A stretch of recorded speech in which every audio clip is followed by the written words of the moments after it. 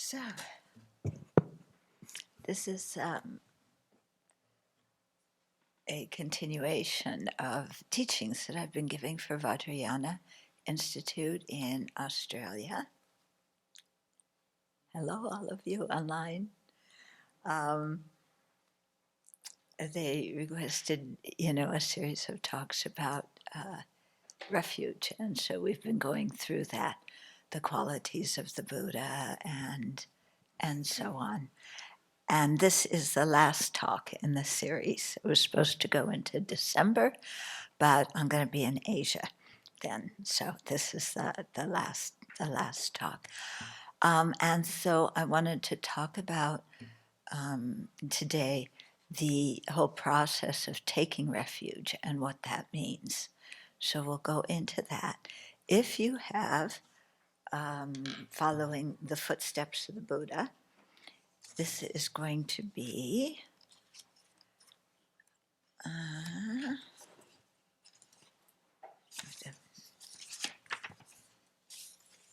it's going to be chapter 3, the heartfelt connection to the three jewels. So we'll do different parts of the chapter. I'm not going to read the whole chapter, but pick out certain parts of it. Okay. So let's begin with visualizing the merit field, the objects that we take refuge in, and ourselves surrounded by all the sentient beings, and really think that we're leading them in connecting to the three jewels and taking refuge in them. So take a few minutes, calm the mind, watch the breath.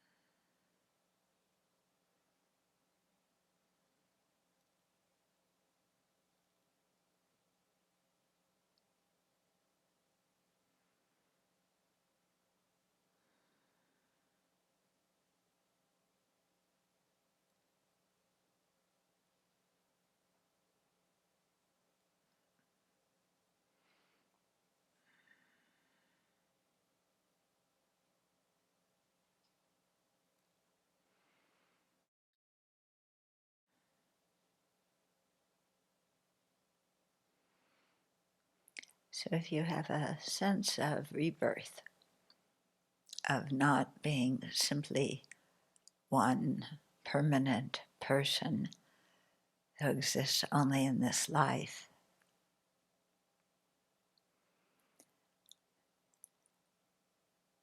and you think about your past rebirths, getting born, aging, sickness, dying over and over again, and the fact that that will simply continue in the future if we don't create the causes for doing something different.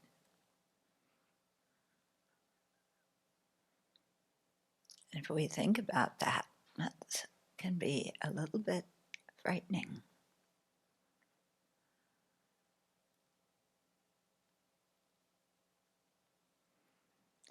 not frightening in a panicky way where we get panicked and, distressed,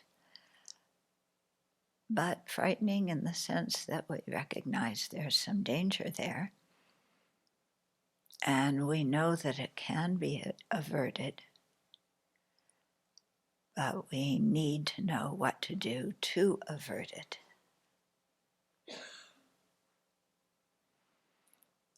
And that's one of the reasons why we seek refuge, why we seek spiritual guidance.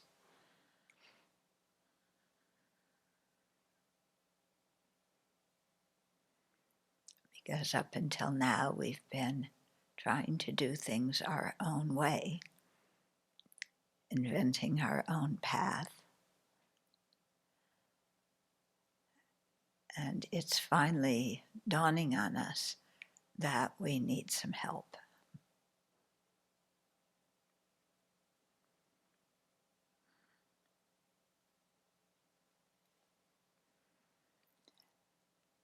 But when we seek help, we have to be quite astute and careful,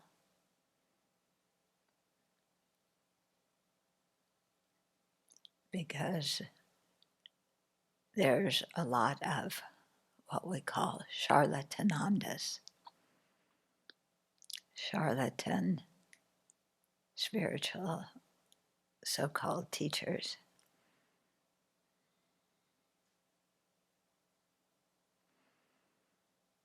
And if we follow their paths, we just continue to cycle in samsara.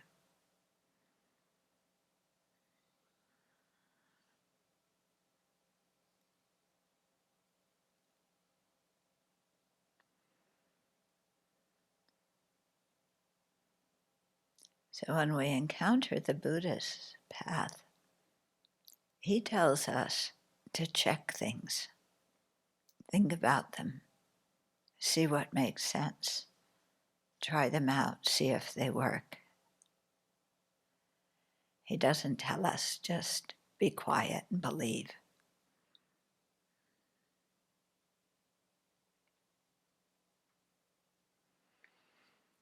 And so we need to do that. And we check up the teachings on the basis of having heard them, read about them, learned them, and improving our own wisdom and intelligence so we can evaluate things from a very clear point of view and choose our spiritual guides wisely. If we know the Buddha's qualities and we contemplate them, then we can easily reach the conclusion that we can trust his teachings.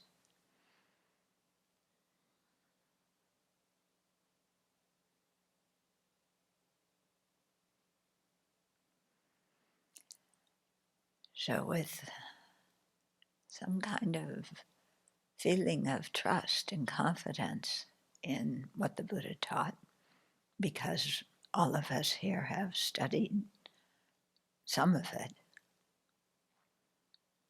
and checked it out, then let's listen to the teachings today and combine that motivation with one of compassion, compassion being one of the Buddha's foremost teachings, and bodhicitta.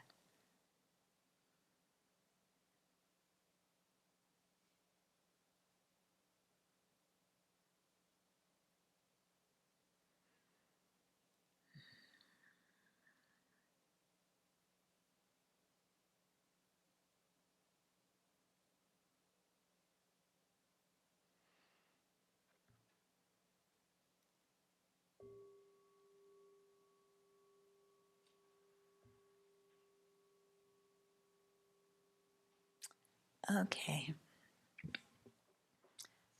So, what does taking refuge mean? It means that we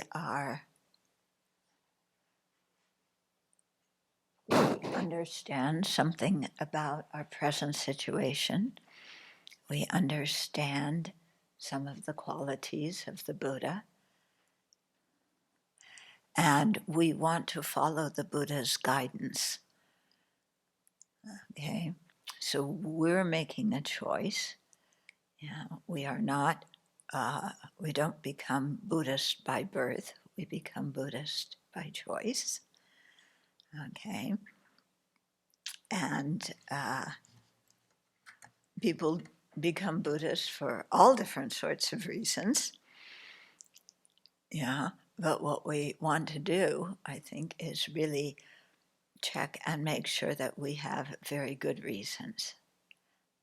Because what I've noticed sometimes is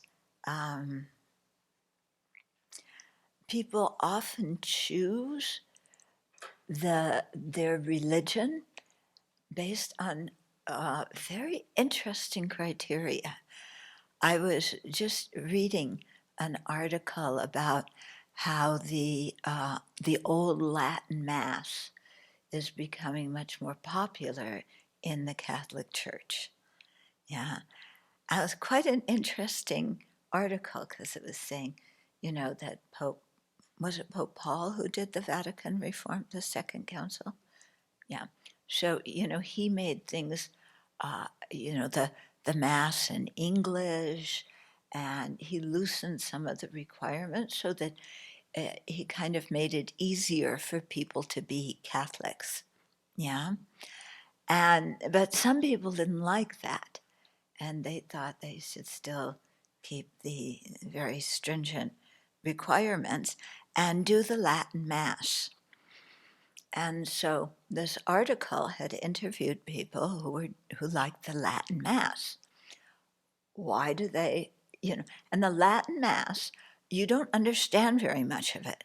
Yeah, unless you know Latin. Yeah.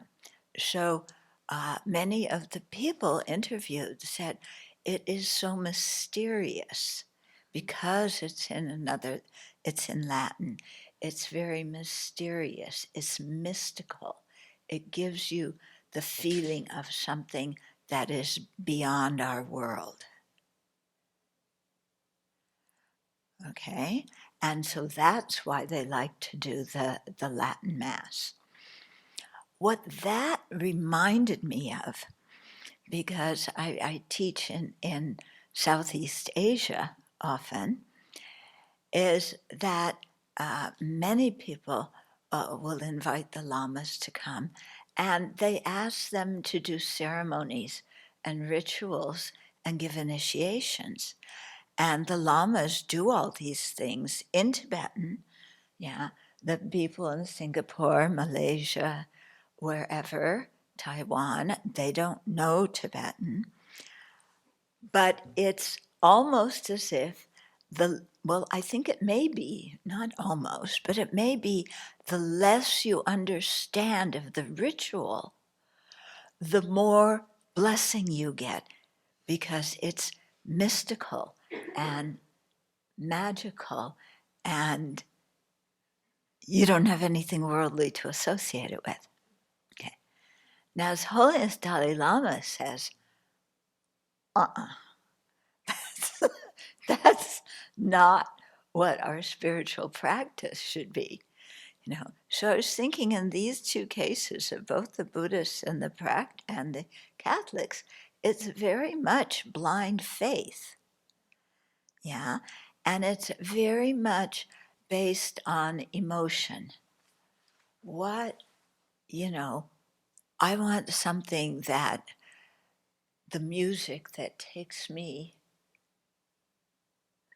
somewhere else, so I don't have to think about my problems. So it's kind of, this sounds a little bit crass, but I think there might be some truth in it. It's almost like when you take drugs to go on a trip, yeah, you want some sort of mystical experience. You don't care what particularly, but something that, an emotional, mystical, something that basically makes you feel good now. Yeah? Does that seem? Yeah, some people are nodding. Some people are looking puzzled. But I think there's some truth in that. So it's nice if people feel better after they go to church, or after they have an initiation, but it doesn't really do anything for you in terms of helping you become wiser or kinder or understand the world, understand your own mind. It gives you a hit. And uh, and we sentient beings like hits, don't we? Yeah, just give me a hit. And that's great. So maybe it's because I'm somebody who doesn't like that. That's not my way. Okay. So okay, it may work for some people, but doesn't really work for me.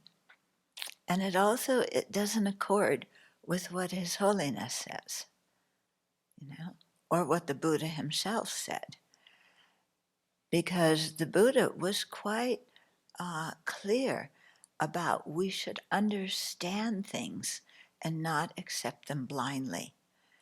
And the Buddha said himself, for example, translate the teachings to the language that different people speak.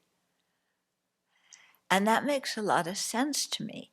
I spent many years chanting things in Tibetan, and I would learn a little bit of Tibetan, and I kind of had a rough idea of what things said. But a rough idea is very different than knowing the meaning of each word and knowing exactly how the different concepts are put together.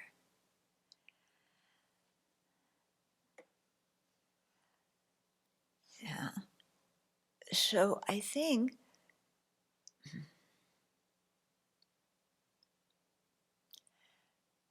and it always puzzles me why people want things they don't understand. Does it puzzle you? Yeah. Why I want to, yes, the Tibetan liturgy's nice, and you kind of bounce around it. The the Chinese melody I like much better, yeah. Um, but the Tibetan is good too, and it's nice, and you chant with everybody and you have a community feeling. But then, yeah, when you have a problem, do you know what to practice to handle your problem? Do you understand anything more about this crazy, berserky monkey mind and how to tame it?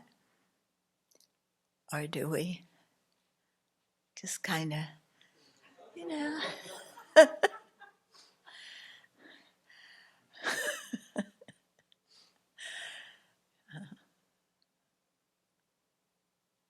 And His Holiness, too, he said, I think he's gone to Singapore before, hasn't he? Yeah. He said he went there. It's a long time ago.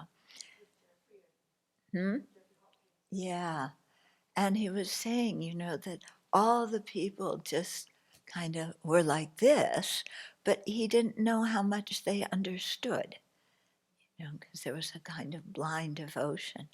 And when I first went there in 19, what was it, 86, 87,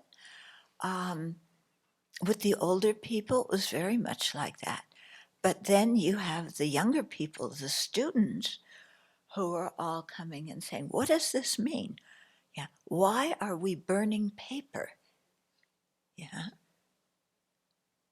Yeah. And I'm asking the same question, because when I landed there, I didn't know anybody. I wound up knowing one person, but at the beginning I didn't realize that. And I was living at a temple, a place that was a temple and a wholesome.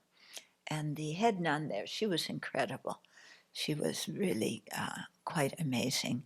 But I walked into the main room of the temple, the worship room, and there were long tables and with food on them. Yeah. And behind the tables were sitting effigies, human-sized effigies. And I said, because Tibet doesn't, I had never seen that in Tibetan Buddhism. I didn't know what was going on. Then somebody told me, oh, it's the 7th month.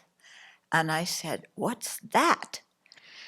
And the 7th month is actually, it's they call it Taoist, but it isn't Taoist what we think of Taoist. It's folk culture, ancestor worship,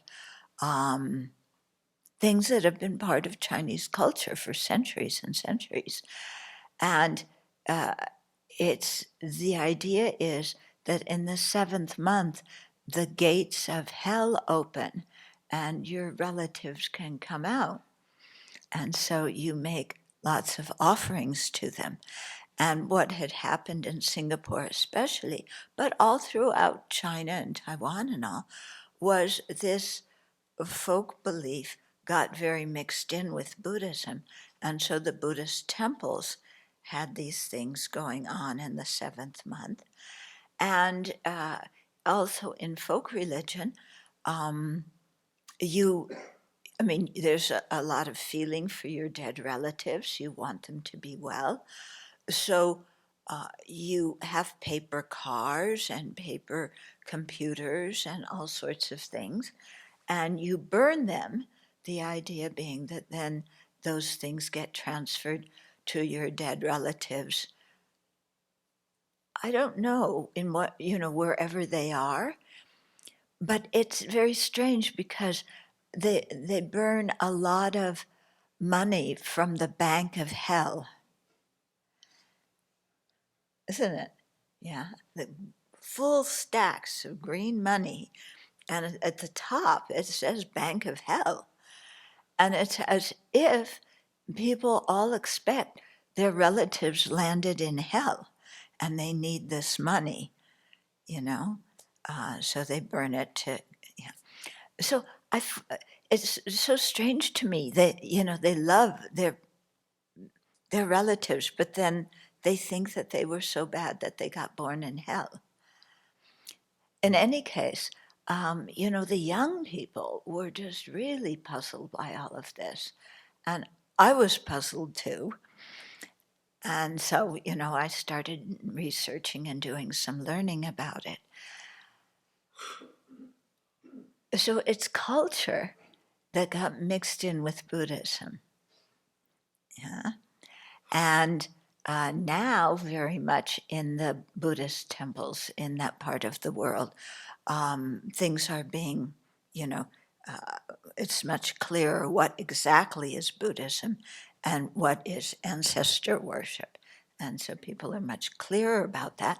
Although some temples, I think Bokasi, the largest temple, they still do a lot of burning, don't they, in the 7th month?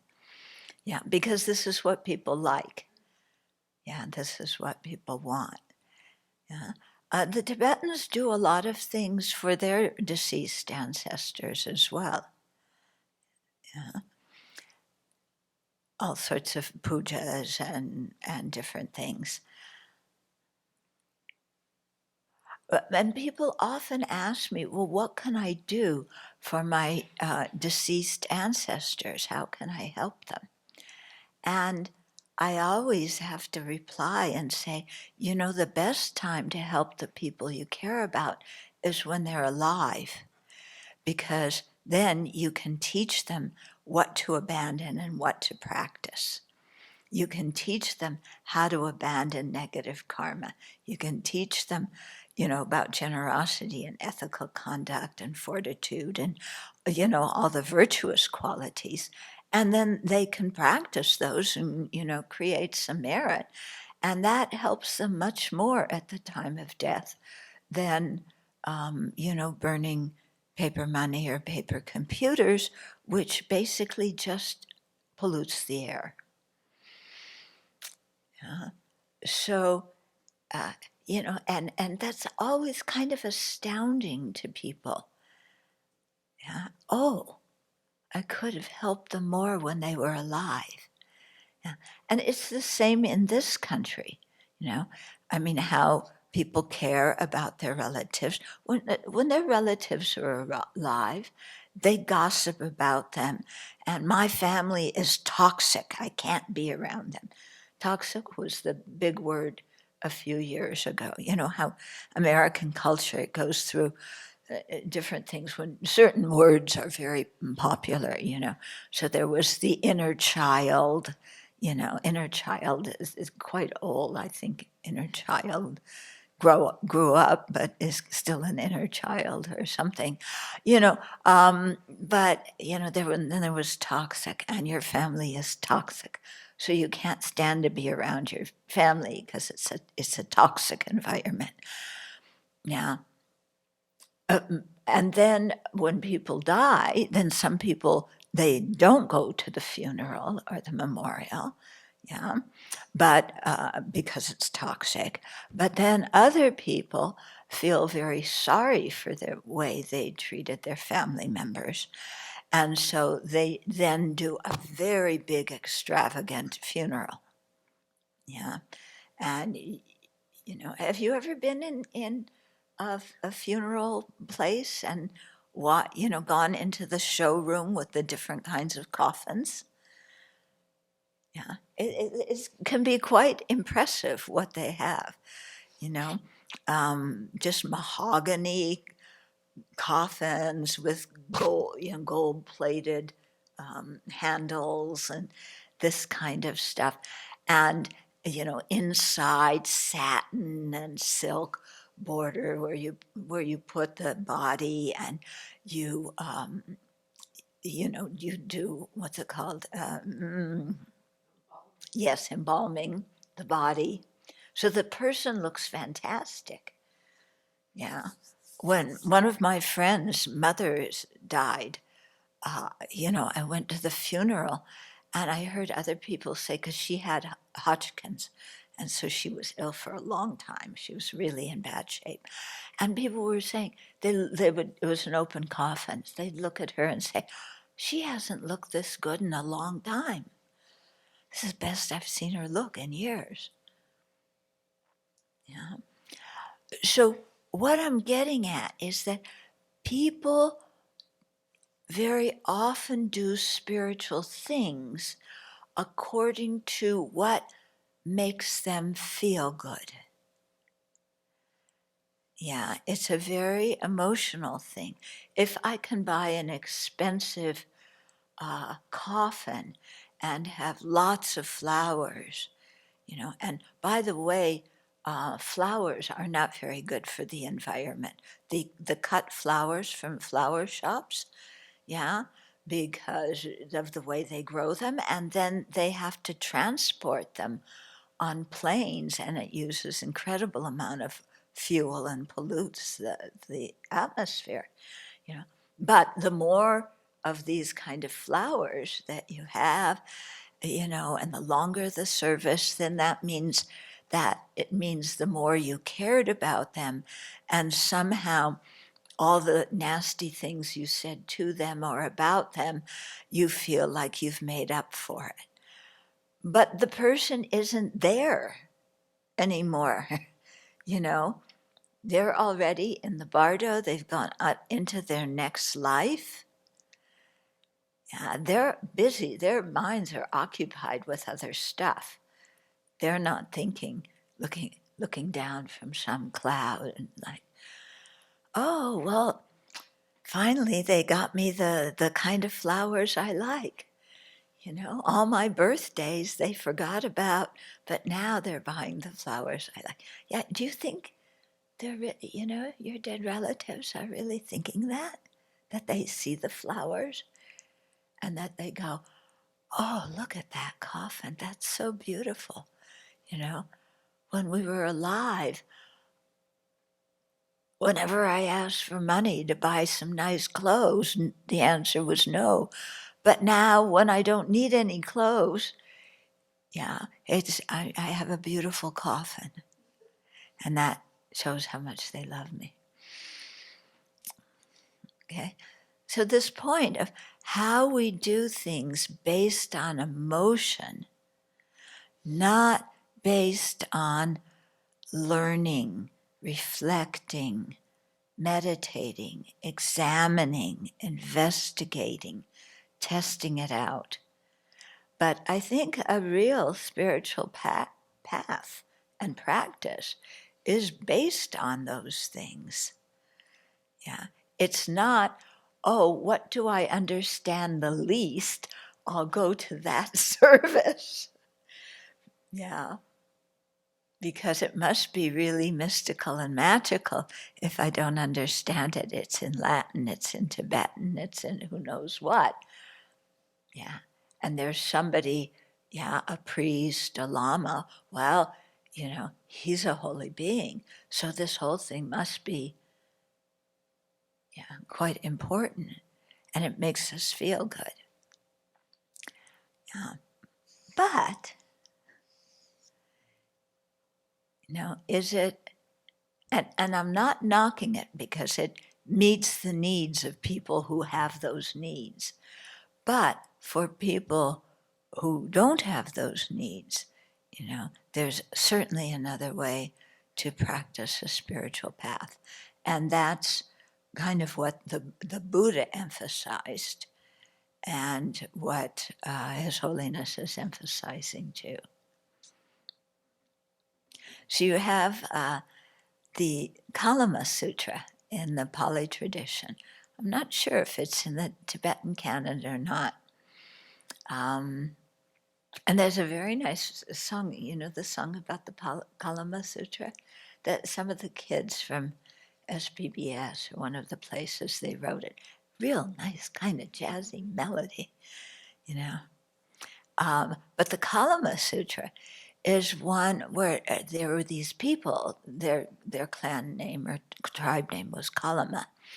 And they said, the Buddha came and was going to teach there. And they said, so many people are coming here and teaching us, giving us spiritual teachings. But they all say something different. And we don't know who's right. And we don't know who to follow. And so they asked the Buddha, what do we do? So, and this, I think, really shows the Buddha's integrity.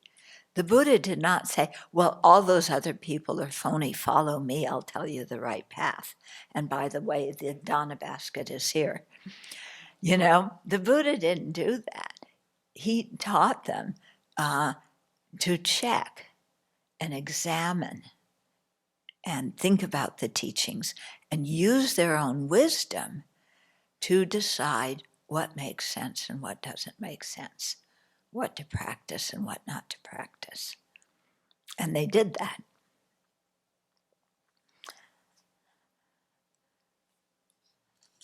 So all of that wasn't what I was planning on saying today, but it kind of came out and it relates to the topic of refuge.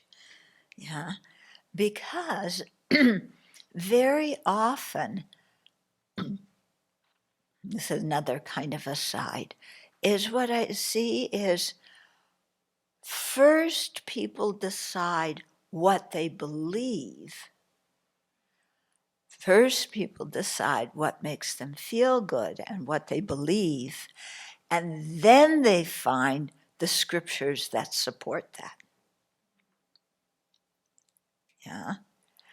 But it's supposedly like you read the scriptures and see the truth of them and then check it out and decide to follow. But very often it's actually the sequence is the opposite, I think. And that's the reason why many people don't really stick with whatever spiritual practice they were doing, because at that particular time it made them feel good, but later on it didn't have that same charm and mystique and feel good. And so they drop it and then they start searching all over again. Yeah. Okay, so maybe I should look at the book here, but I think there's some value in what I said, yeah? So when we take refuge, like I said, it's really us, it's our decision, and we do it because we have learned and reflected and meditated and thought about things, okay? And we decide to take refuge, to, see the Buddha as our teacher. And that is often done in a ceremony. Most of you, I think all of you, have done the refuge ceremony. And yeah, all of you should have done it. So if you haven't, then what's going on? Yeah. So, yeah, but some people, they don't feel comfortable doing a ceremony.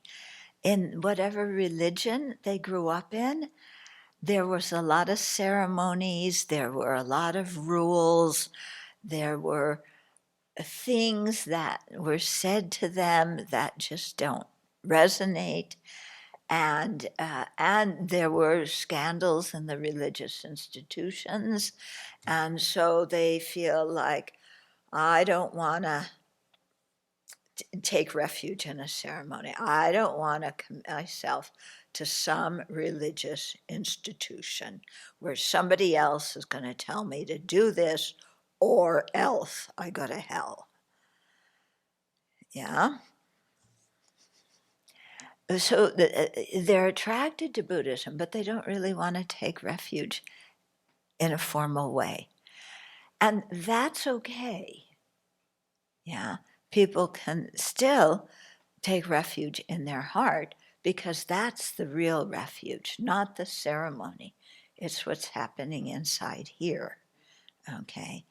And, we take refuge again and again and again every time we sit down to a teaching or sit down to meditate. We always take refuge. So it's a practice that we're doing repetitively or repeatedly, and it steers us so that we take refuge in a deeper and deeper way as we grow. But if that's the real refuge in your heart, why is there a ceremony? Okay, it's kind of like, if you really love somebody, why do you bother getting married? Yeah? But there's a difference between loving somebody and getting married, isn't there? Yeah. Well, what's that difference? I mean, if you really love somebody, what? Commitment. But why does a ceremony mean commitment? Yeah, it's a public declaration. Yeah, you're saying, I'm committing myself to this person. Yeah. In the case of taking refuge, we're committing ourselves to the Buddha, Dharma, and Sangha to guide us. And we're doing that in a public way. And so that that makes us more alert to what actually we're doing. Yeah, and makes us think about why we're doing it. But still, people can choose, according to what they want. Now, the question often comes, what are the criteria? They talk about the criteria of the Buddha, Dharma, Sangha, of whatever refuge object we take, the criteria for them. But what about the criteria for us as people who follow? Okay. So the criteria for the refuge objects, they usually say is, first of all, a sense of danger, a sense that samsara is a dangerous place. Yeah, it's not hunky-dory. It can look really nice sometimes, and we can be totally seduced by how nice samsara looks. But if we really look deeply, it's really a cesspool. And it's a dangerous cesspool because, especially if you fall to the lower realms, it's difficult to get out. And even if you go to some of the fancy smancy upper realms, you have a good time, but at the end of it, you wind up going to a lower realm because you used up that good karma. Okay, so some sense of samsara being dangerous, and I need some help. Yeah. If we are in a dangerous place, we want help, don't we? Yeah, we're scared. We want help. They always say people cry out for their mother. Yeah, George Floyd, when he, had the police officer's knee on his neck and he couldn't breathe, he was saying, "Mama." Yeah, but what can his mom do? Yeah, his mom wasn't there. Even if she was there, was she going to jump on top of the 3 police officers holding him down? When we take refuge in other sentient beings, yeah, they may care about us, but their ability to guide us and protect us is really quite limited. So we look for somebody who has ability. So then we see the 3 jewels.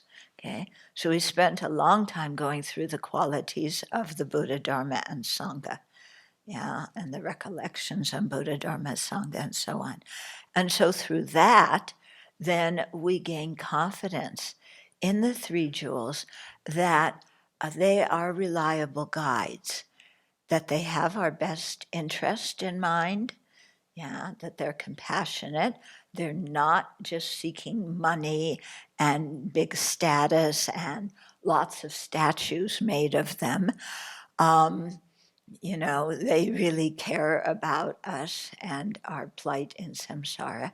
Plus, they have the ability to know how to get us out, and they have the skillful means to be able to teach that in whatever way we need.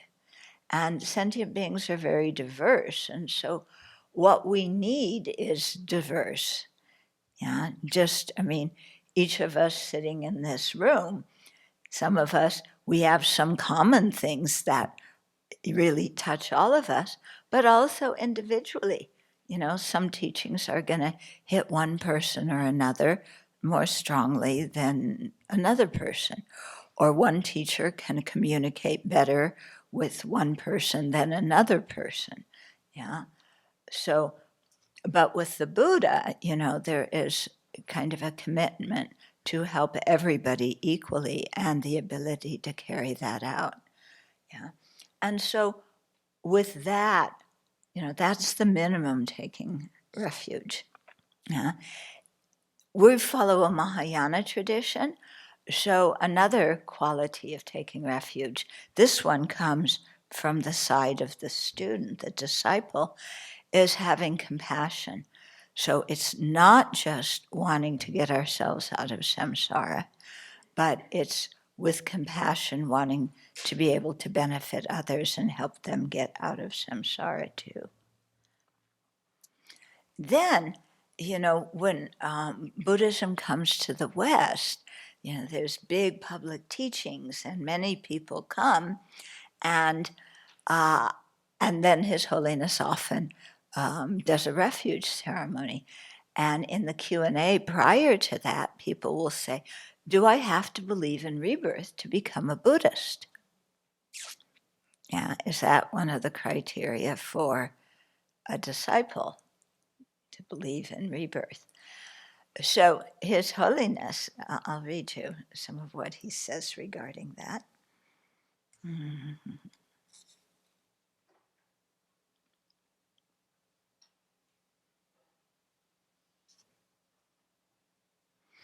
Okay, to be a Buddhist, a person should trust in the three jewels. Some people do this without giving a lot of thought to past and future lives. Other people think about rebirth, yet continue to question it even though they respect the Buddha, Dharma, and Sangha. We can say that these people are about to become Buddhist. Similarly, some people may trust the three jewels, but do not immediately accept the teachings on selflessness and emptiness. All these people can still benefit from the Buddhist teachings on ethical conduct, love, compassion, generosity, fortitude, and so on. For these reasons, I don't think that belief in rebirth must necessarily be a criteria for taking refuge in the three jewels. Now, he is saying this in the context of being in the West in a huge gathering with thousands of people in New York or wherever, okay? So lots of people who are not Buddhist, who are being introduced to it, many of them for the first time, and really liking what they hear. But, they're not quite, they don't know a lot about it. And, should I take refuge? I like what I hear, but I don't know about the rest of it. And especially this rebirth stuff. Okay. So in that context, His Holiness says it's fine to take refuge for those people. Yeah. And then he encourages them to study the Dharma after that. Okay, so he continues here. You can practice the teachings that help you in your life, and for the moment, leave to the side the ones that you do not agree with or do not understand. You do not need to accept everything. Forcing yourself to believe passages in the scriptures that do not make sense to you does not help you to progress. Whew. This for me was a big relief, because I had tons of questions. And some of the things still don't make sense.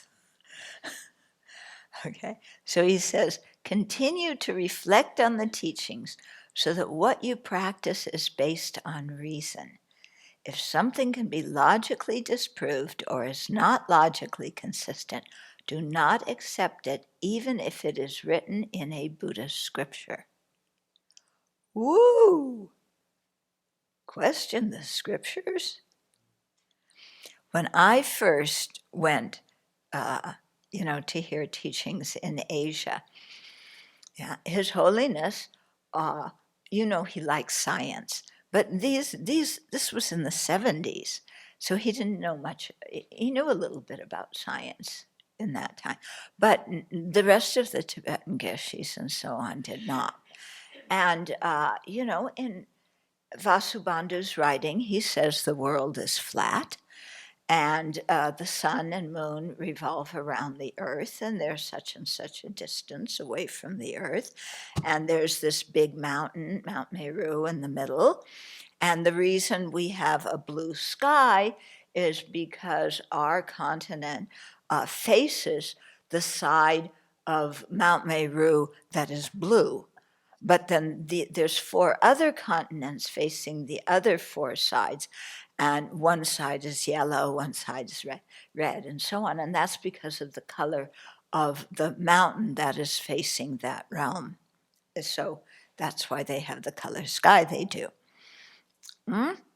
Okay? And His Holiness. And so, the Geshis believe that. I mean, it's in one of the scriptures, and they're Buddhists, and they analyzed all the teachings on emptiness, and they make sense. So, they accept these other things too.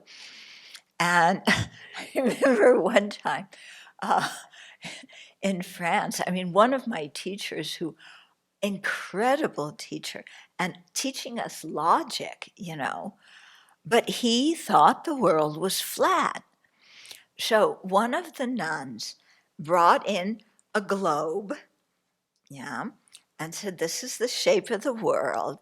He didn't believe it at first until he talked to another Geshe who was in the West, and it was dark in India and light in the West. Yeah. So if the world were flat, that couldn't be. Everybody would have the same, hour. And so that made him start to think, well, maybe it was round. And then one nun did the whole mathematics, because in the Abbey Dharma, they have how many pakse. It's a measurement of pakse. No, pakse's bigger. I forget how many.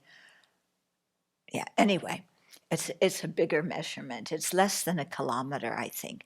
Anyway, she did all the math because, Vasubandhu tells you how many pakse below Bodh Gaya until you hit the hell realms. And so she figured it all out. She took the globe in and said, here's Bodh Gaya. We go straight down this many of pakse, and we wind up in America. Yeah. And, he was incredulous, like, what? What?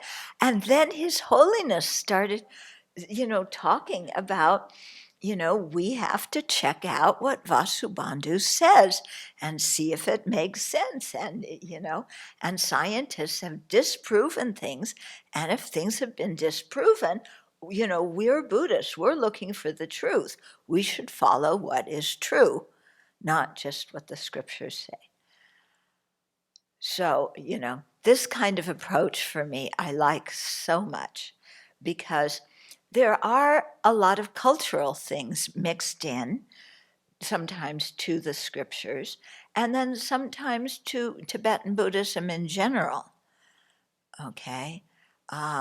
Cultural things. The tulku system is it's something that exists only in Tibetan Buddhism, maybe Mongolian too, but it's something they created. The Buddha did not create the tulku system where you look for the rebirths of high lamas. Yeah, it came about in Tibet as actually it's a way to pass down property, because if you have celibate monks, and they're well known, they have big labrangs. When they die, what happens to all the stuff? Yeah, they don't have a family. They're celibate monks. So you look for the incarnation, and it's a way to pass down property. Yeah. And there's many things like that. I think mohs, you'll find lots of Buddhist literature about mohs, but I think mohs were something probably that existed in Tibet before all of these things happened. But that it's very interesting in Tibetan culture. Tibet was never occupied by the West, so they never had universities in Tibet. They don't have, so they never had departments like an anthropological department or a psychological, department of psychology or history. These kinds of things that we study in the West, that, when the Westerners went colonizing things, they built universities and taught people how to look at things. That has some benefit. It also had some disadvantages, but, in the sense that it often really harmed the native cultures that were there. But it also introduced an educational system, started teaching science and things like that. That could be a benefit to people. Yeah, Tibet never had that. So they don't have a way of looking at history and doing historical analysis, or looking at different things in their own culture and saying, oh, this is, what is the history of this kind of thing that we all do and believe in? Did it really come from Buddhism, or did it come from, Bon or some other kind of something? Okay, so I don't know about you. When I came into Tibetan Buddhism, I was like, first of all, I was so impressed that all the teachers, when they taught a subject, they'd said the same thing. Yeah, because all the spiritual exploration I had done before, the people in one tradition all said different things. They didn't agree. I came to Tibetan Buddhism, and when they talked about different things, they all listed the same points, and they explained things, in a pretty similar way, and it made sense. People weren't contradicting each other. So I like that.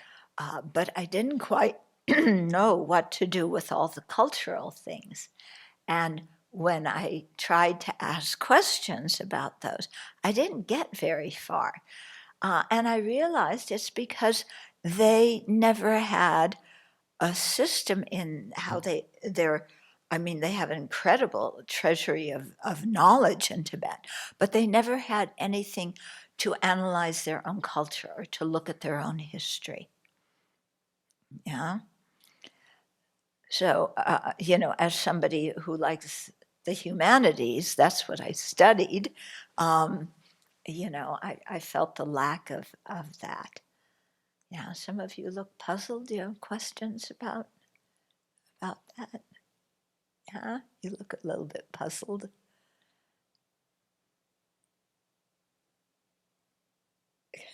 You can ask questions. Okay. Yeah. So then His Holiness continued, because also some people would ask, well, can I be a Christian and a Buddhist at the same time? I'm attracted to Buddhism. I like the teachings on compassion, but, I believe in God and Jesus, and can I be a Buddhist and a Christian? And I just remember one time there was one young man at a course, and he raised his hand. He said to Lama Zopa Rinpoche, he said, I'm Jewish. Can I be Jewish and a Buddhist at the same time? And Rinpoche said, I'm a Jew, boo. And we all just cracked up. Yeah. So, and Rinpoche's point in saying that is, if you look at the heart of many different religions, the heart is very similar. Yeah. And so when people are confused about what to believe, and they feel like, oh, if I say I'm a this, then the other people aren't going to like me. One of my friends, who's a longtime Dharma teacher, told me somebody came to him and said, I'm a Christian, but I'm afraid if I become a Buddhist, then I'm going to go to Christian hell. But if stay a Christian, then I'm going to go to Buddhist hell.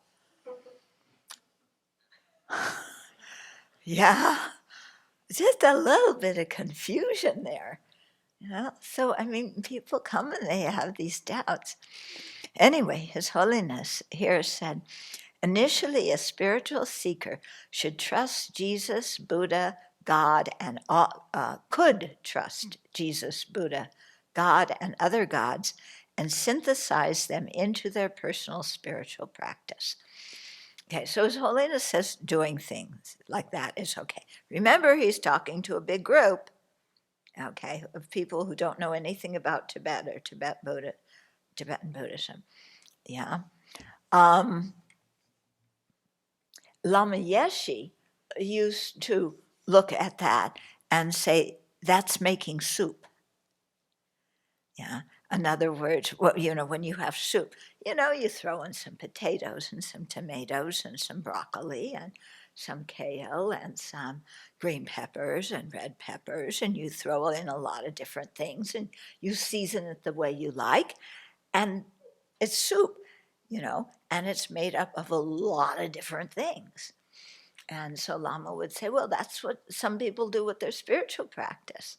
Yeah, they throw in a little bit of Buddhism, some Theravada, some Tibetan, some Zen, and then a little bit of Hinduism, and then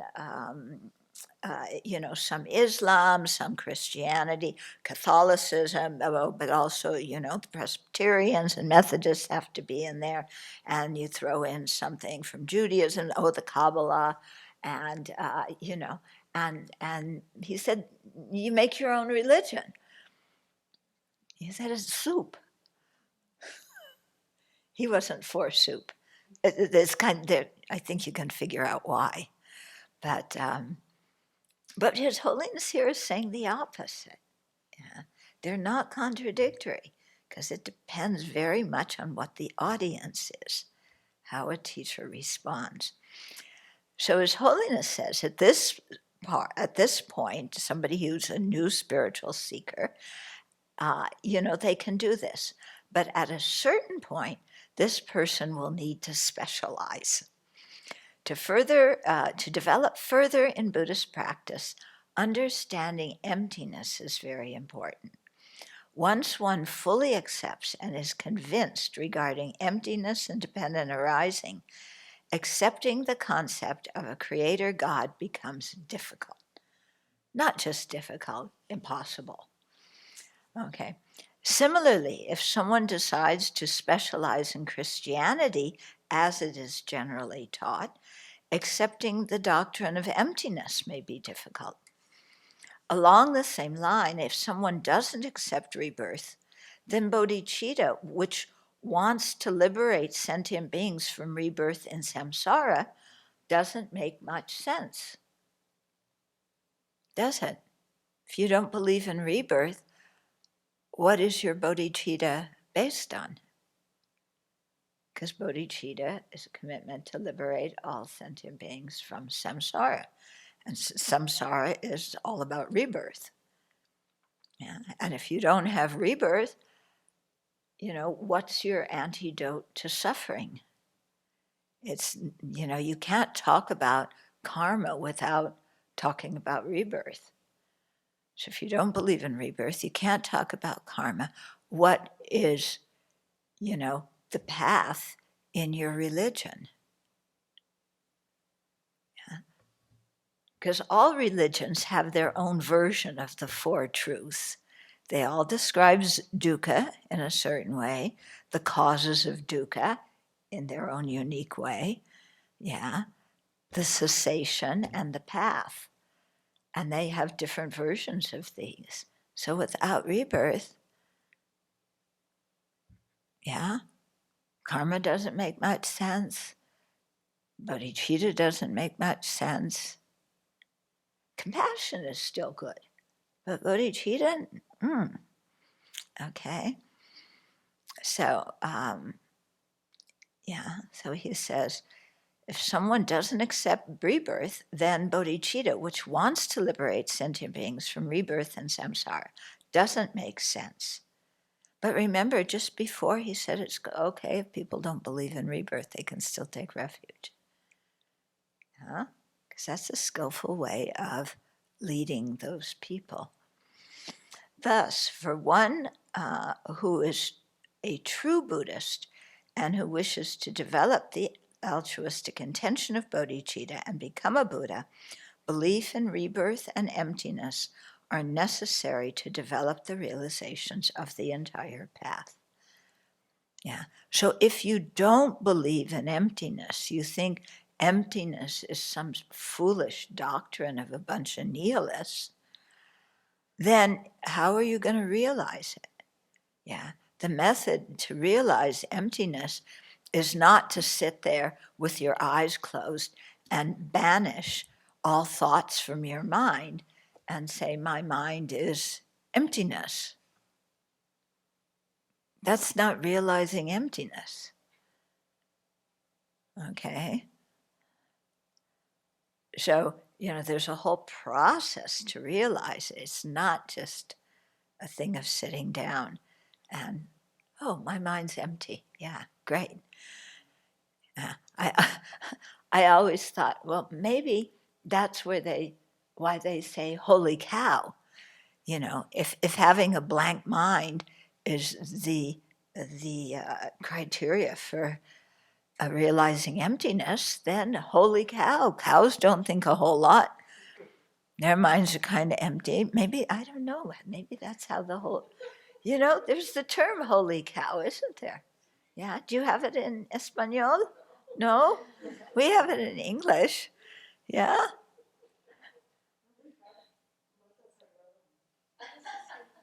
Yeah, you have? Okay.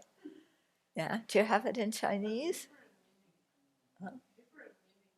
Different meaning. Okay, you have. What does it mean in? It's like somebody that is really has mastered something, so nobody can refute anything because she or he will know how to reply and how to contradict. Oh, so being a holy cow means you're erudite and you're knowledgeable. Yeah, but in a sense of very arrogant, no? This is a kind of vaca sagrada. Better don't speak with him or her. It's like Okay. Yeah. German? Do you have holy cows in German? No. You have lots of cows. None of them are holy. Yeah.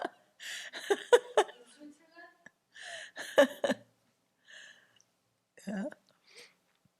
Yeah. Philippines, holy cows? No. Oh my goodness. India specializes in holy cows.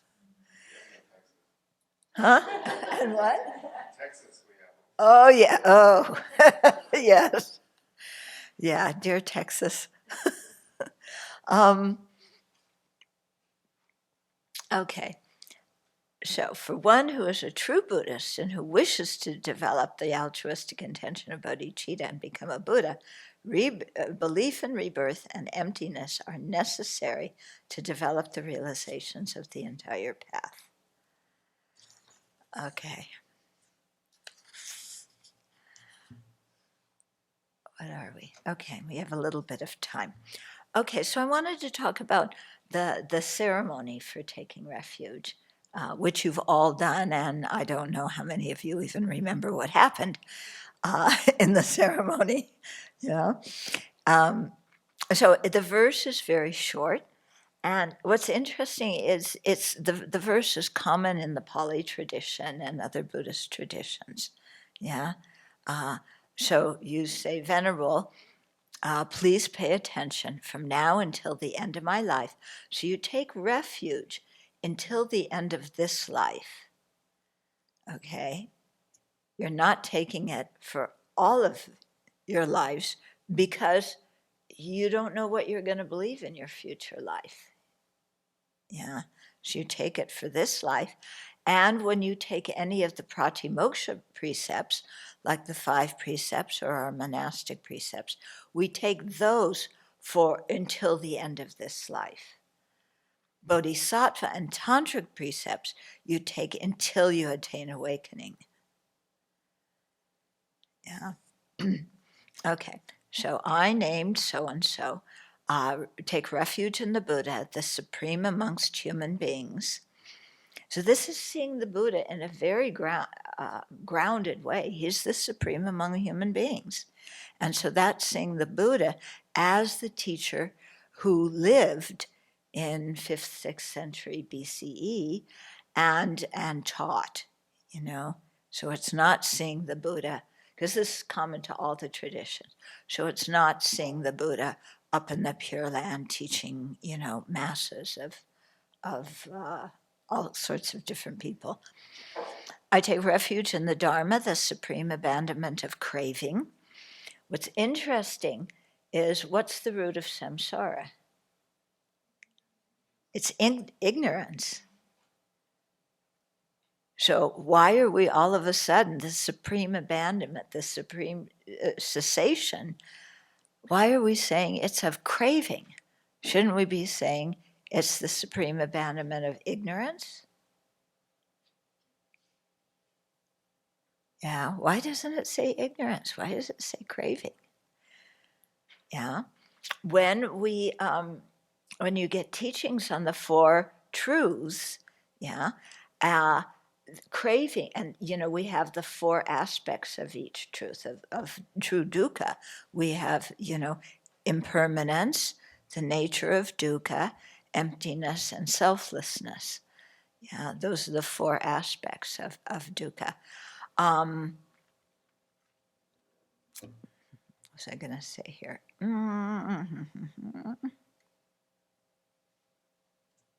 I lost my train of thought.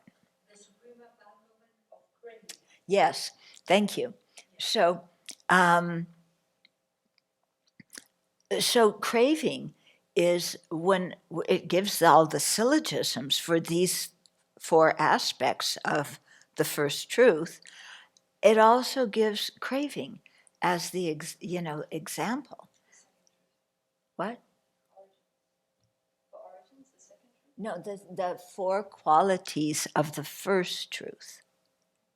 Yeah, when it's describing that. And I think also the second truth, true cause, you know, it might just be truth cause. I should have checked this beforehand. It's in volume 3. Look in volume 3 under the 4 truths. Okay, not this volume. Anyway, it's said, you know, it's listing craving there as the cause of dukkha. Yeah, and that's because, contrary to popular songs that say love makes the world go round, craving makes the world go round.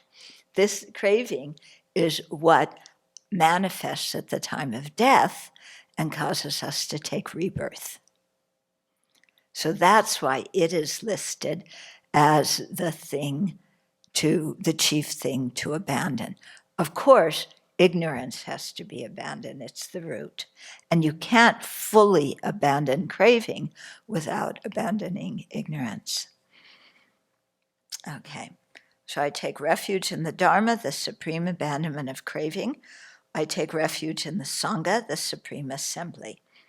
Now here we say the supreme assembly, but actually when we talk about the Sangha jewel, we're talking about, it could be even one individual.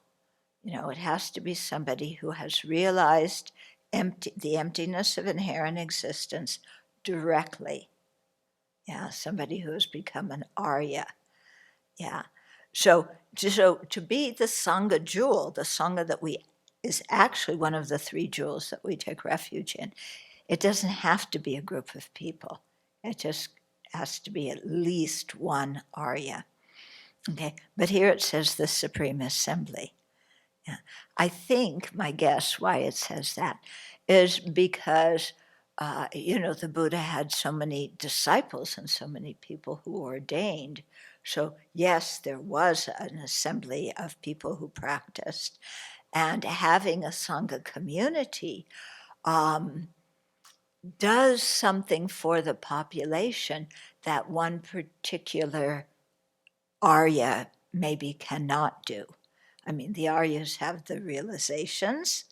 Yeah, so in one way, in terms of teaching, the Aryas are gonna, yeah, they're the ones you want to hear the teachings from. The assembly, can include Aryas, but very often the assembly has a lot of ordinary beings in it. Okay, like we have a Sangha community here. Does that mean all of us are Aryas? I'm not. Are you an Arya? Anybody here an Arya? Yeah. But when you have a community, yeah, it's something visual that the people in the country can see. And they know there's a monastery and a place they can go to have, to receive spiritual counseling, to learn about the Dharma, to practice together with other people. Okay, so having a group has a lot of force that living on your own as an individual person, even as an Arya, doesn't have. Okay, you may be an Arya, you're living at home.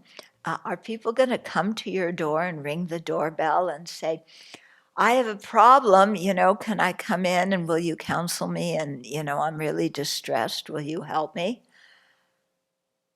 And you're an Arya, and they somehow found you in your apartment in San Francisco, your basement apartment, and they came and rang the doorbell.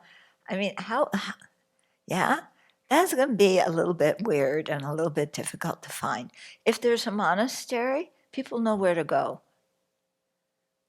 Yeah, and the community, when the community functions together harmoniously, there's a certain kind of energy that arises that really inspires people. Yeah, including those of us who belong to the community. Okay, so the Supreme Assembly, even though the Sangha Jewel can be just one person, better is an assembly of Aryas. But you don't wait until you've become an Arya to ordain. You take the ordination in order to become an Arya. Okay, so Venerable, please care for me as a Buddhist who takes refuge in precepts. Okay, so that's the ceremony. And you repeat it 3 times after the preceptor. And then there's different guidelines that you follow to help enrich your refuge and keep it strong and keep it steady so that you don't become one of those people who practices for a while and then has a lot of doubts come up and doesn't know how to handle them, and so you split. Okay, you don't want to be one of those people because it's painful.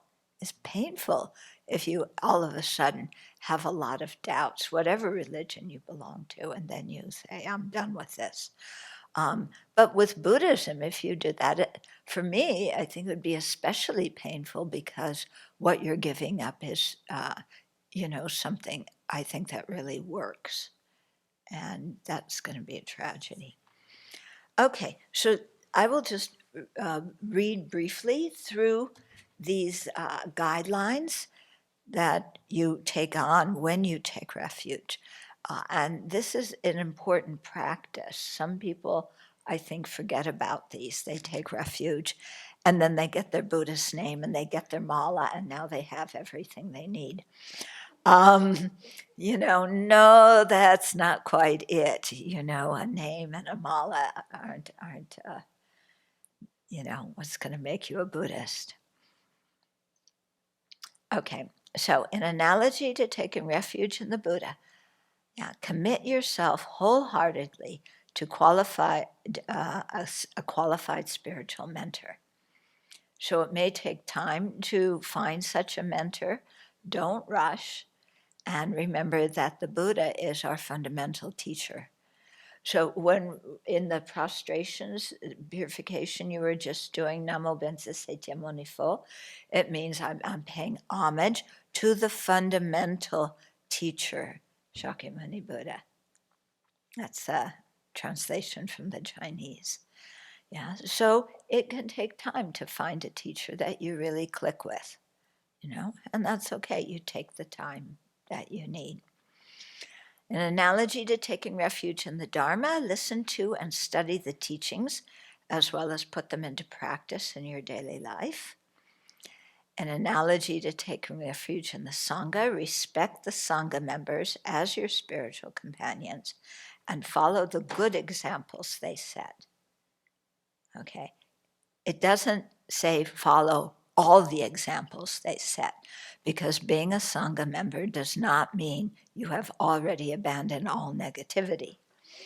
Okay, so you can still decide what examples to follow and what examples not to follow. Avoid being rough and arrogant, running after any desirable object you see. Let's skip that one. That one's difficult, isn't it?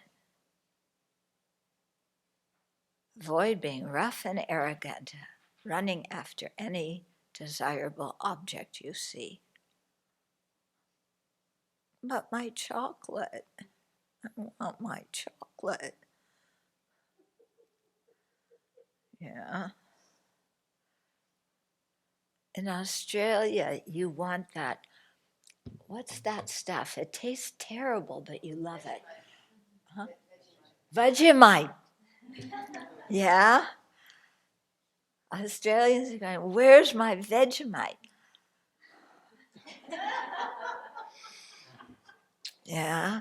When I was in India, my Australian friends would bring Vegemite, and then they would they shared some with me, and it was like, oh, yeah. Thank you for your kindness, but no, thank you. You can eat your Vegemite. Okay. Avoid criticizing whatever meets with your disapproval. Oh, goodness. Do we really have to do that? Yeah. Avoid criticizing whatever meets with your disapproval. What am I going to think about all day if it's not everything I'm unhappy about and disapprove of? And what am I going to talk to my friends about if I can't talk about all these people who do so many dumb, stupid things? Yeah, we might have to think of something virtuous to talk to our friends about. Yeah. These two are difficult, aren't they? Yeah. Be friendly and kind to others, and be more concerned with correcting your own faults than with pointing out those of others. Why? They have so many faults. I should point them out so they can improve themselves. Yeah. Shouldn't I? I should point out everybody's faults. I mean, I'm doing it out of compassion. They're just stupid idiots, and I got to correct them. Right? Some of you aren't used to my sense of humor yet. You look pretty grim.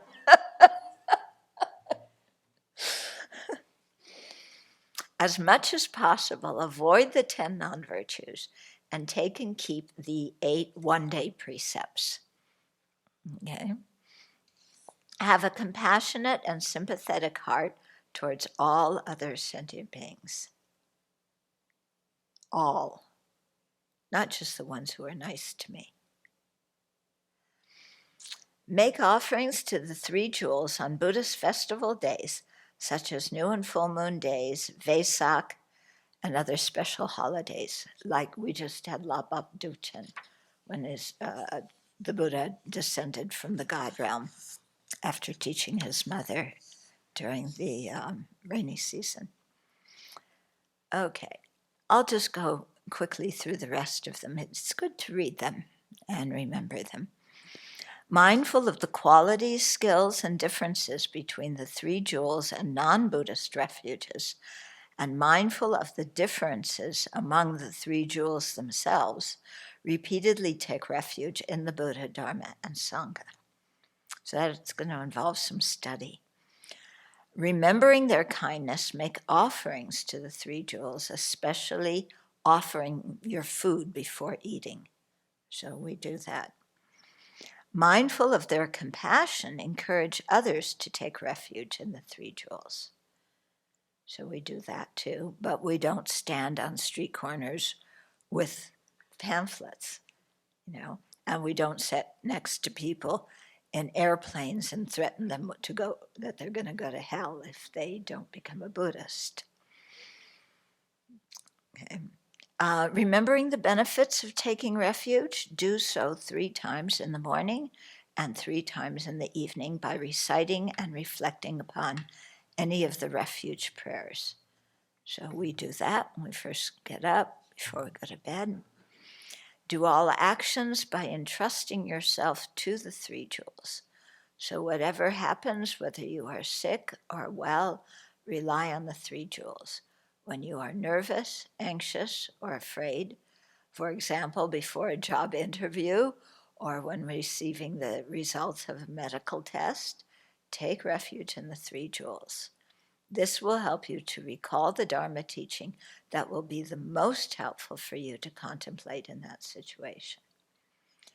And then the last one here, do not forsake your refuge at the cost of your life or even as a joke. Treasure your refuge, respect your spiritual yearnings, and follow the path sincerely. Okay, then there's a whole other set of refuge precepts, but I will not read those now because we're out of time. Okay.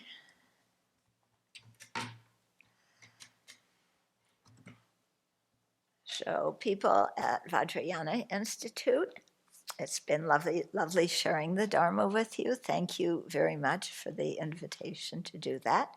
And we'll see if we can come up with some kind of schedule for next year. Yeah. Yes.